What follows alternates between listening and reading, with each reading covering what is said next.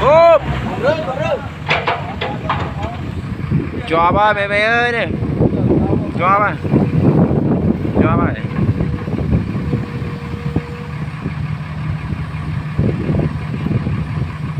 Tập khỏi á. Tập mông á, tập khỏi á. Mình đang lại chạ nó cho ba đây. Tao. Tao.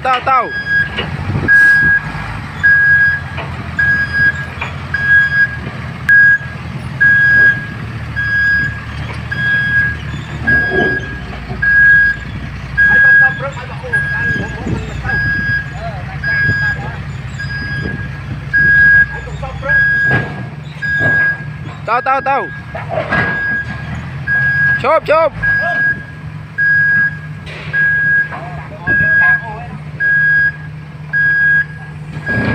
Lại chạm vào rồi chụp.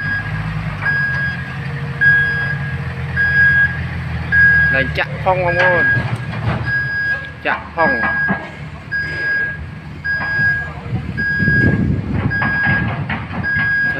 Mày ơi. Ít tông vào em phải ạch chứ nha. Chào ba. Còn ai mày ơi.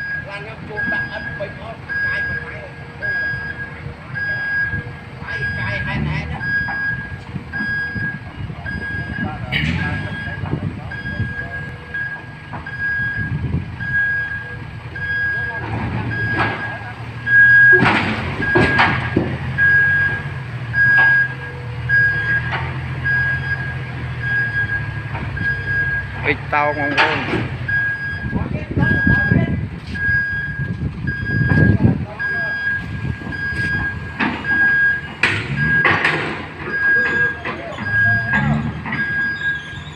Chọp mới tiêu không có. Chọp là ăn pi không có.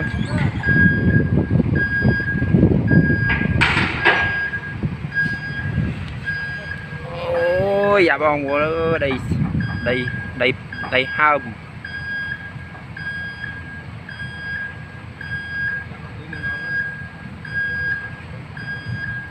Tao thật thôi.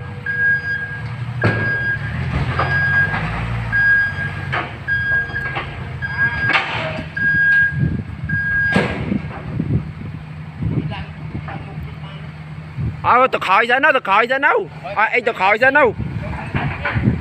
Ba. Anh thật khỏi sao đâu.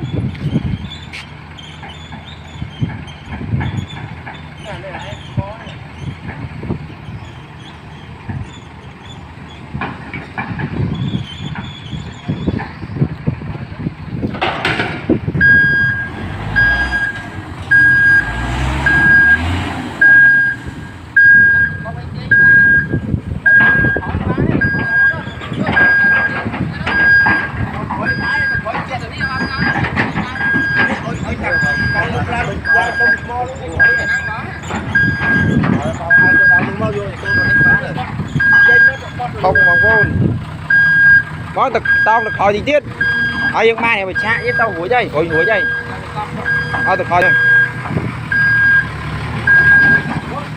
chộp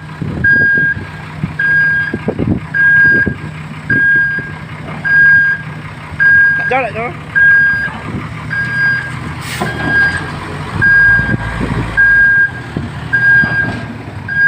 tí tiết đâu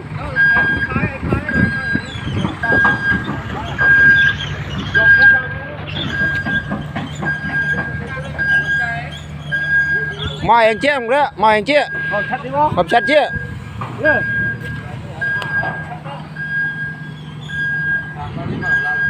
mập chặt chứ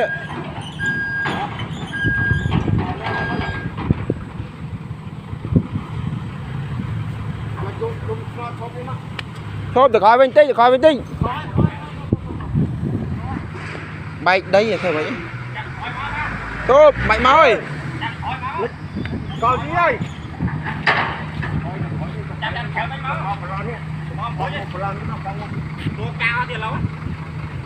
phải lại nít mo cả đạo mo rồi đấy